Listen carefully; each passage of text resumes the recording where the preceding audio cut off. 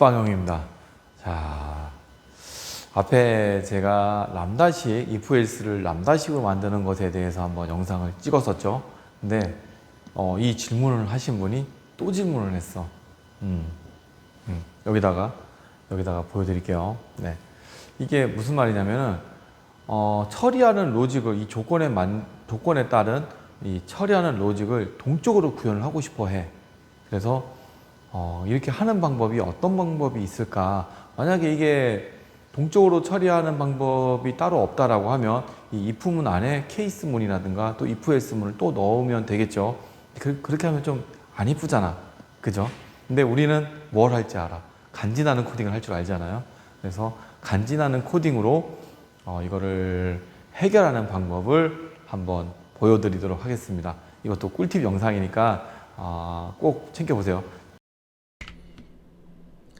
자, 람다식을 이용을 해서 동적으로 if else 문에 의한 참일 때 그리고 else 거짓일 때, 아니 참이 아닐 때, 그러니까 거짓이죠.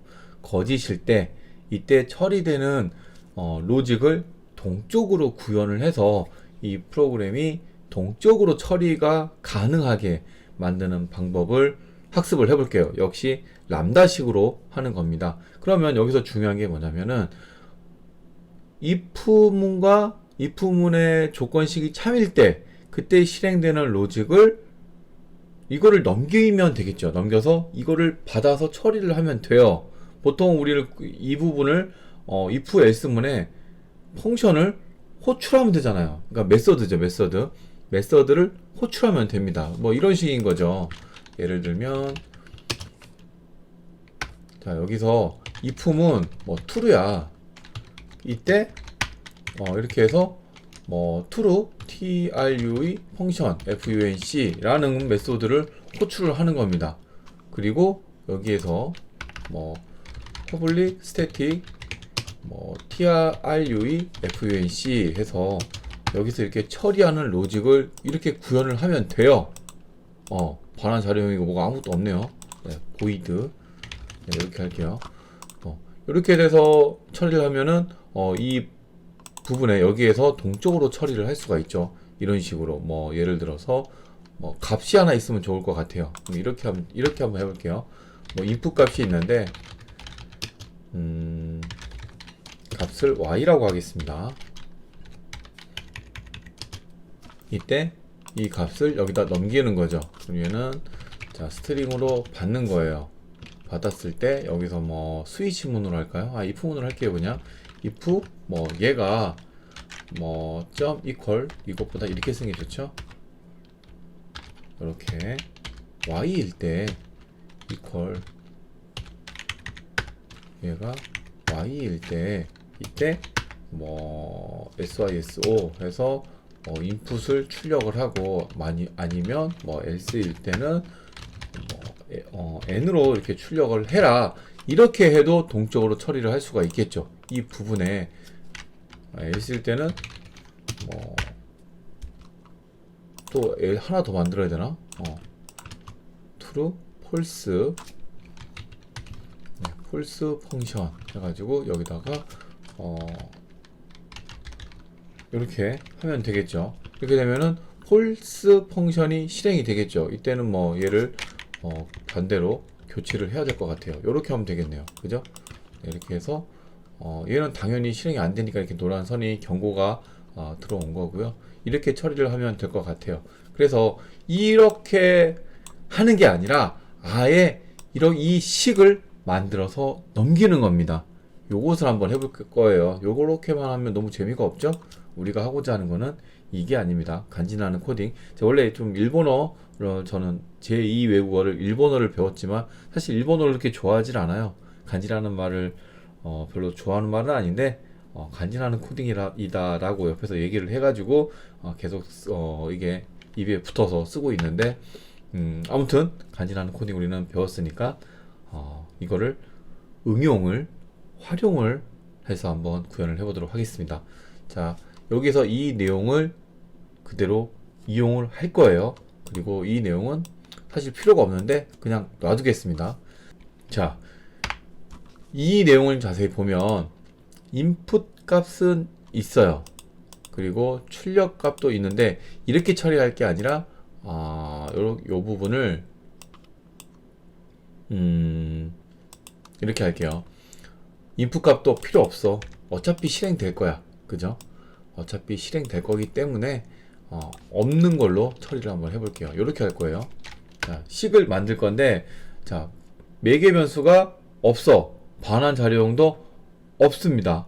이렇게 해서 단지 출력을 해주는 프로그램을 개발을 할 거예요. 이때 필요한 펑셔널 인터페이스, 함수형 인터페이스는 러너블입니다.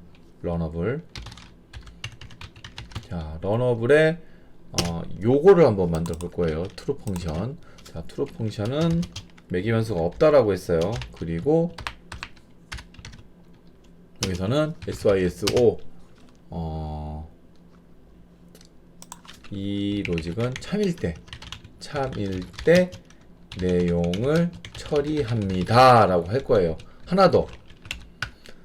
자, 이번에는 펑션 폴스 펑크 네, 폴션 펑크 네, 실패될 때 실행될 펑션, 그러니까 메서드를 만드는 거죠. 여기서는 뭐 람다 식이죠. 네, 이거를 만들 때는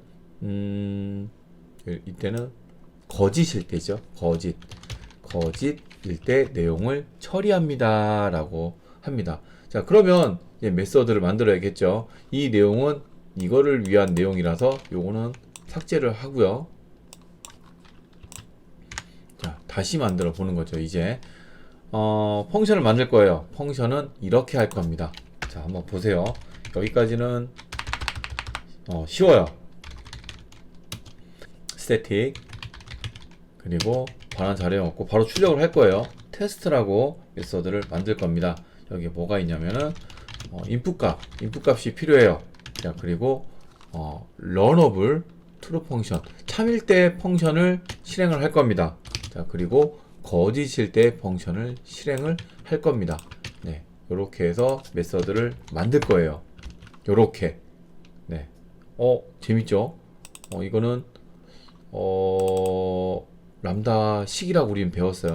그리고 실제 우리는 람다식을 쓰지 않으면은 이거는 익명 내부 클래스라고, 어나니머스 이너 클래스라고 우리는 앞 시간에 제가 설명을 했어요. 자세한 내용은 빵형의 실전 자바 책을 보시면은 도움이 될 겁니다.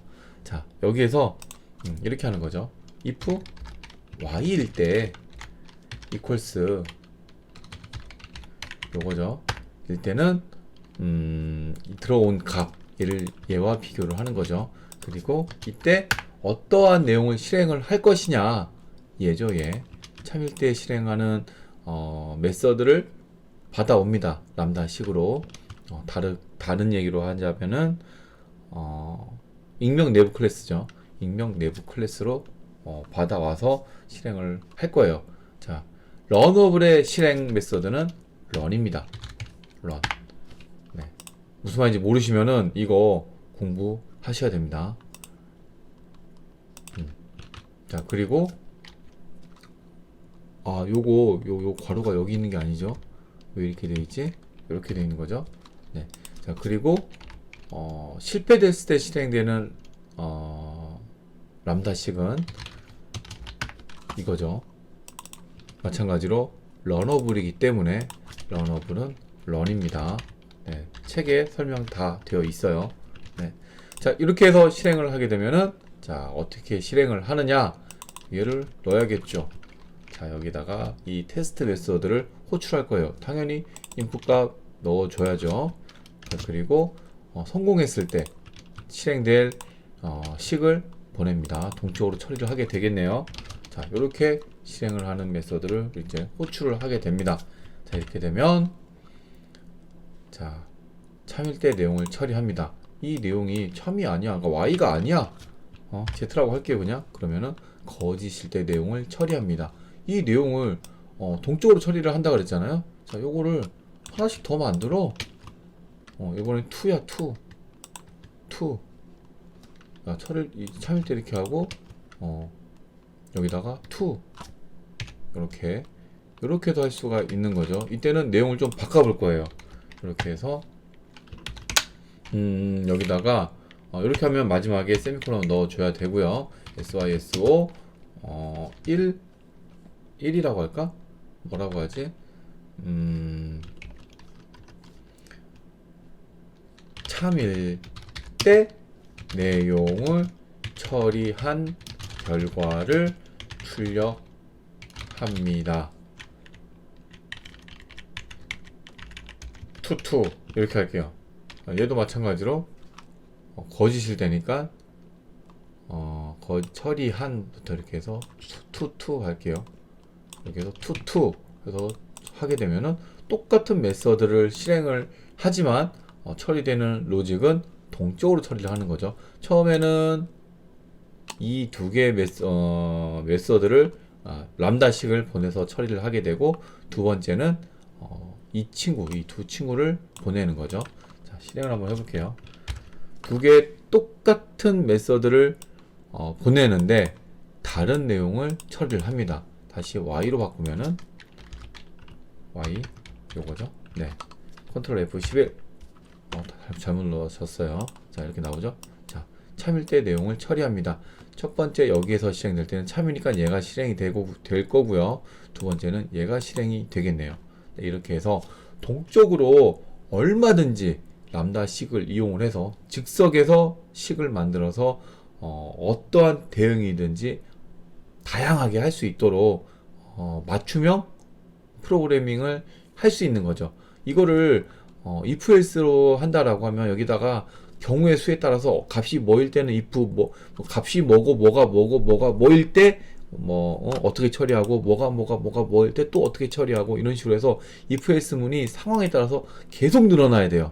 이런 것보다 즉석에서 얘가 처리될 때 얘가 참일 때는 이렇게 처리하고 거칠 때 이렇게 처리되는 게 아예 정해져서 내려오면은 여기서는 이 두 개의 경우만 만들면 되는 거죠. 아예 여기다가 참일 때 거짓일 때 이 내용을 아예 그냥 이 안에다가 다 넣어서 그냥 한 개만 보내도 좋겠죠. 편하겠죠.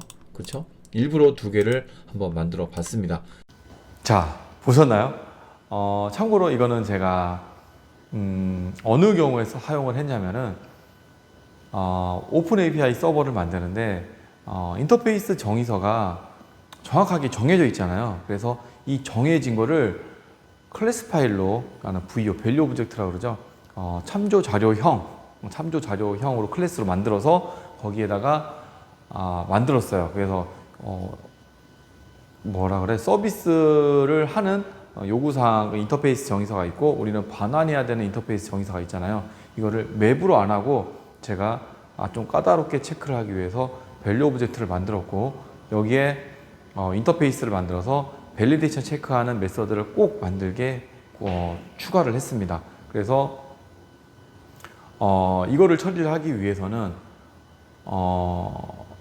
클래스 파일, 그러니까 반환하는 이 자료형을 사용을 하는데 서비스마다 이게 다 다른 거예요. 그래서 이 내용을 동적으로 처리를 해야 되잖아요. 물론 이거를 클래스를 리플렉션 기능을 이용을 해서 이거를 동적으로 클래스를 생성해서 하면 되지만, 이게 구현하는 게 더 까다로워. 그래서 이 부분을 람다식으로 처리를 했어요. 람다식으로 자료형을 동적으로 반환하게 이렇게 한번 만들어 봤어요. 저는 그래서 이게 모든 똑같은 패턴이야. DB를 조회를 해서 DB를 조회를 하거나 다른 오픈 API 서버를 조회를 해와서 그 내용을 다시 클래스에 담아서 제이슨 형태로 해서 화면에 바인딩을 시키는 거죠. 반영을, 그러니까 리스폰스 바디를 이용해서 반영을 하는 거죠. 서비스를 반환을 하는 거죠. 네, 그렇게 하는데 어쨌거나 리스폰스 바디보다는 레스트 컨트롤러를 쓰니까 결국은 리스폰스 바디죠. 이렇게 해서 이런 내용을 처리를 할 때 사용을 했습니다. 그래서 이 내용을 알아두면 동적으로 처리를 하는데 매우 유용하니까 여러분들도 꼭 일부러 써보려고 노력을 하세요. 그래야지 이거를 내가 자유자재로 사용을 할 수가 있습니다. 자, 오늘 영상은 여기까지고요. 다음에 또 재밌는 영상으로 찾아뵙겠습니다. 감사합니다.